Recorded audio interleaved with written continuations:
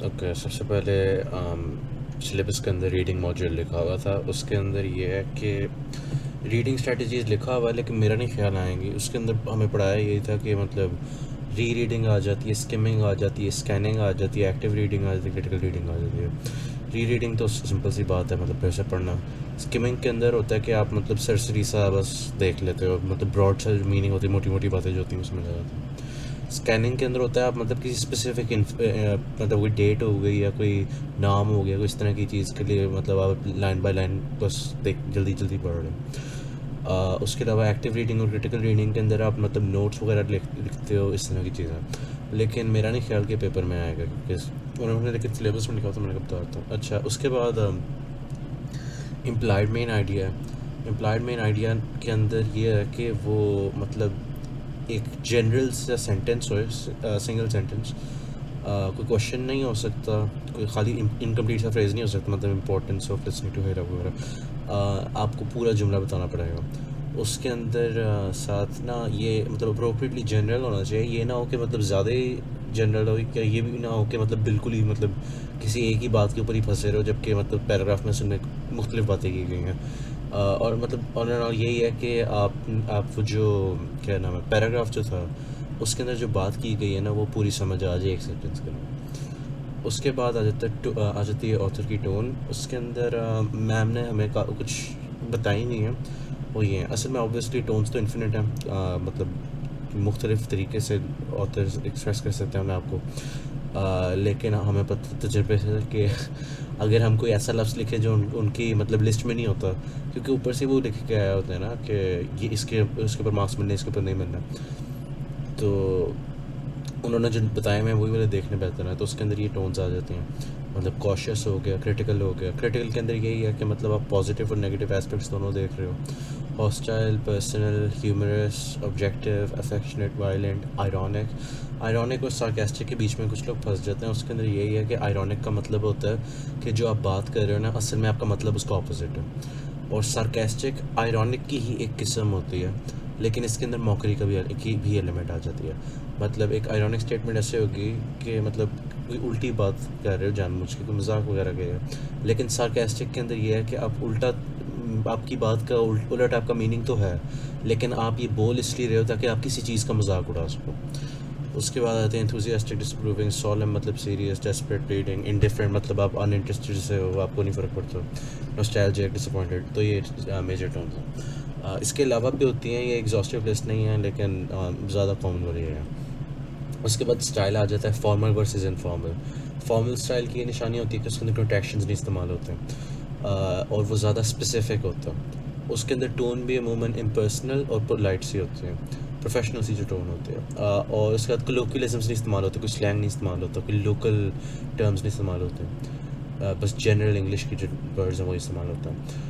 Contraction काफ़ी लोग ये भी करते हैं, मतलब अपोस्ट्रोफी देख के कहते हैं कि यार ये कंट्रैक्शन है। जब लिखा होता है अपोस्ट्रोफी एस मतलब ओनरशिप वाला, मतलब आम नाज ब्लैंकेट वगैरह इस तरह से, तो वो इतना भी पागलों वाली हरकतें नहीं करनी कि अपोस्ट्रोफी देख के सारे कह दो यार कंट्रैक्शंस हैं। कंट्रैक्शन तब होती है अगर मतलब आप दो लफ्ज़ों को जोड़ रहे हो या फिर एक लफ्ज़ के मतलब खा रहे हो, मतलब डोंट है जैसे डू नॉट की जगह आप लिख रहे हो एक लफ्ज़ के अंदर छोटा करके, तो उधर अपोस्ट्रोफी आता है। हाँ, वो इसलिए है क्योंकि वो मुख्तलिफ लफ्ज़ों का मिक्सचर है वगैरह इस तरह से। ये नहीं है कि आपने खाली अपोस्ट्रोफी देख के कह देना कि यार नहीं ये कंट्रैक्शन है, बाद में अपोस्ट्रोफी एस हो अगले। उसके बाद आ जाती है बात पर्पस की। पर्पस तीन वही बताया मैं, परसुएड, इन्फॉर्म, एंटरटेन। उसके अलावा पैटर्न्स आ जाते हैं, 6 पैटर्न हमें बताया मैं, इन्हीं के अंदर से आपने बोलने हैं, आपने और कोई नहीं बोल सकते। क्रोनोलॉजिकल ऑर्डर, मतलब जैसे जैसे इवेंट्स हो रहे हैं, ऑर्डर ऑफ अकरेंस के अंदर बात हो रही है। डेफिनेशन एग्जांपल, मतलब पहले जुमले के अंदर अपने कोई किसी कॉन्सेप्ट की डेफिनेशन दी हुई कि इन्फ्लेशन ये होती है, और एक प्रिसाइज सी डेफिनेशन है। ये ना हो कि उसकी कोई प्रॉपर्टी हो। काफ़ी लोग मतलब एक जुमला दे के कहते हैं कि कम्युनिकेशन इज़ वेरी इंपॉर्टेंट, मतलब इज़ आ गया जी तो डेफिनेशन है, इस तरह से नहीं है। आपने मतलब कोई एक ट्रेड के ऊपर नहीं कह देना, मतलब पूरी मतलब होलिस्टिक डेफिनेशन होनी चाहिए एक कॉन्सेप्ट की, और बाद में पूरा पैराग्राफ उसकी एग्जांपल्स वगैरह दे रहा हो तो आप डेफिनेशन एग्जांपल लिख सकते हो, फिर आपको मार्क्स मिलेंगे वरना नहीं मिलेंगे। उसके अलावा प्रोसेस ऑर्डर है, उसके अंदर आप मतलब कोई स्टेप बाय स्टेप अप्रोच बता रहे होते हैं जिसकी एंड पे एक प्रोडक्ट मिलती है। कॉज एंड इफेक्ट है बाद में। कॉज एंड इफेक्ट के अंदर ये है और नाम के अंदर ये है कि मतलब कॉज और इफेक्ट डिस्कस हो रहे हैं। कंपैरिजन कॉन्ट्रास्ट भी सिंपल और क्लियर ही है। क्लासिफिकेशन के अंदर बस कैटेगरीज आ जाती हैं, कोई ख़ास बात नहीं है। आगे आता है एक सवाल काफ़ी बार पैटर्न ऑफ ऑर्गेनाइजेशन की कन्वर्जन का। उसके अंदर आपने ना बेसिकली जो मेजर काम होता है ना वो यही होता है कि जो ट्रांजिशन वर्ड्स होते हैं ना, मतलब मेजर डिटेल्स के, उनको आपने चेंज करके ना दूसरे में करना होता है। तो क्रोनोलॉजिकल ऑर्डर जो है उसके जो मतलब कैरेक्टरिस्टिक ट्रांजिशन वर्ड्स हैं वो हैं first, initially, secondly, lastly, subsequently, eventually, next, then etcetera. Cause and effect क्या है? Because, since, due to, consequently, accordingly, therefore, thus etcetera. Comparison contrast जो है उसके क्लियर ही है, मतलब similarly, likewise, also, whereas, while, however. अच्छा, इसके अंदर नोट करने वाली बात है कि जो आखिरी वाले तीन है वो अनइम्पॉर्टेंट हैं, वो बहुत कम आते हैं। ज़्यादा जो इंपॉर्टेंट है वो क्रोनोलॉजिकल है, कॉज एंड इफेक्ट है और कंपेरिजन एंड कॉन्ट्रास्ट है। आपको इन्हीं के अंदर मेरा ख्याल है ज़्यादातर आएगा कि कन्वर्ट करना। लेकिन क्लासिफिकेशन के अंदर भी तकरीबन वही वर्ड्स यूज़ होते हैं जो कंपैरिजन कॉन्ट्रास्ट में होंगे, क्योंकि आप मतलब मुख्तलिफ चीज़ें कंपेयर कर रहे हो और बता रहे हो कि ये इस कैटेगरी से बिलोंग करता है, ये इससे करता है। डिपेंड करता है वो मैम ने कोई ख़ास हमें ट्रांजिशन वर्ड्स की भेजी नहीं मतलब, लेकिन चूज़ करने हो तो ज़्यादा सिमिलर इसके ही होंगे। आगे डेफिनेशन एंड एग्जांपल के अंदर मतलब वही बात, एग्जांपल की बात हो रही, फॉर इंस्टेंस आ गया फॉर एग्जांपल, सच एज वगैरह। और प्रोसेस ऑर्डर के अंदर मतलब सेम एस क्रोनोलॉजिकल ऑर्डर है ना, मतलब पहले ये, नेक्स्ट, सेकेंडली, लास्टली, वही वाली सीन है उसके अंदर भी। लेकिन जो मेजर तीन पैटर्न्स हैं वो यही हैं, chronological order, cause and effect, comparison contrast. उसके बाद आ जाता है टॉपिक प्री राइटिंग का। प्री राइटिंग के अंदर ये है कि ये तीन मेजर बातें हैं। नैरोइंग डाउन टॉपिक जो ऐसे के लिए होती है, वो सवाल इस तरह से आता है कि आपको एक शुरू में प्रॉम्प्ट दी जाती है, मतलब टेक्नोलॉजी हो गया, म्यूज़िक हो गया, एजुकेशन हो गया, और आपने उसको नैरो डाउन करना होता है 3 स्टेप्स के अंदर। और बाद में उसके ऊपर 3 पॉइंट थीसिस स्टेटमेंट लिखनी होती है। बाद में ब्रेनस्टॉर्मिंग आ जाती है, लिस्टिंग, आउटलाइनिंग, इसका एक सवाल होता है, कोई लिस्टिंग का आ जाता है, और क्लस्टरिंग वगैरह का कम ही आता है लेकिन आ भी जाता है। सबसे पहले नैरेटिव टॉपिक है, उसके अंदर 4 मेजर आपने चीज़ें होती हैं। एस्पेक्ट होती है, कंपोनेंट होती हैं, प्लेस होती हैं और टाइम होती है। इनमें से आपने कोई 3 सिलेक्ट करनी है। कुछ लोगों को मसला होता है एस्पेक्ट और कंपोनेंट के अंदर, तो इसका आसान तरीका याद रखने का ये है कि आप एस्पेक्ट के अंदर ये है कि आपको अगर कोई टॉपिक दिया गया, टेक्नोलॉजी है, जो भी है, आप सबसे पहले पूछोगे इसके बारे में आप क्या जानना, इसके बारे में क्या है, व्हाट अबाउट इट, ठीक है। तो ये पहला स्टेप हो गया। अब ज़रूरी नहीं है पहला यही हो, ऑर्डर मैटर करता है, आपके ऊपर है। कंपोनेंट हो गया, फिर मतलब कि कौन सा, मतलब किधर, किधर अगला है, मतलब प्लेस, और फिर कब, व्हेन, टाइम। तो ये 4 मेजर चीज़ें होती हैं इसके अंदर। आपने इसमें से खाली 3 स्टेप्स यूज़ करने हैं। इसकी एक वजह है, मैम ने मैं कहा था 3 से 4 में करो, लेकिन अगर आप 4 करो ना आप खुद ही फंसोगे, क्योंकि बाद में इसी सवाल के अंदर ना आपने ना जो टॉपिक बनाओगे उसकी थीसिस स्टेटमेंट भी लिखनी होती है 3 पॉइंट, फिर आपको 3 पॉइंट बनाते हुए रोला होएगा। उसके अलावा ये एक इम्पॉर्टेंट बात है कि ना न्यूट्रल टर्मिनोलॉजी इस्तेमाल होनी चाहिए।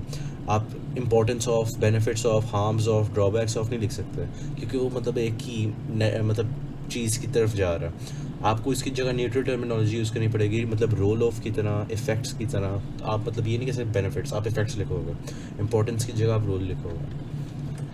उसके बाद एग्जांपल यही है सिंपल सी कि टेक्नोलॉजी का अगर आपको टॉपिक दिया गया है, सबसे पहले आप उसका एस्पेक्ट लिख लो, मतलब डेवलपमेंट ऑफ टेक्नोलॉजी, फिर आप उसको बता दो कंपोनेंट कौन सी वही टेक्नोलॉजी है, कम्युनिकेशन टेक्नोलॉजी की बात हो रही है, ठीक है। उसके बाद कहाँ पे, तो मैंने इन पाकिस्तान, जो भी है इस तरह से।